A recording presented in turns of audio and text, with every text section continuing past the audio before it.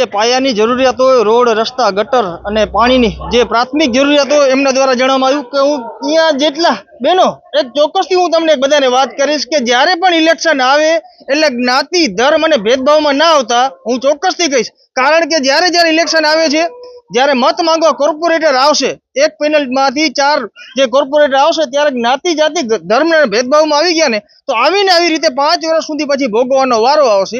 એટલે સોચી સમજી અને વિચારીને જે પણ ઇલેક્શનમાં ઉભો રહે એને તમે ઓળખો છો કે નથી ઓળખતા કે 5 વર્ષ આપણા માટે કામ કરશે કે નહીં કરે એને જ તમે મત આપશો। શું તૈયાર છો? એગ્રી છો આ વાત ઉપર?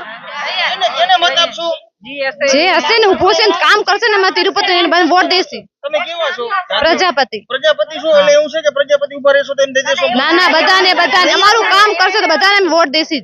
જે કામ કરશે ને હા જે કામ કરશે ને એને આપશું। અમારે એવું નથી કે મત નહીં આપી દો ને। ના એવું ના જે સારામાં સારું કામ કરશે ને એને જ મત મળશે, નકર કોઈ જાતિ ભેદ આમાં આવશે નહીં। કેમ કે અત્યારે જાતિ ભેદ અહીંયા કોઈ જોવા આવે છે? જાતિ ભેદ નું કોઈ જોવા આવે છે? અમે કઈ હાલતમાં છે?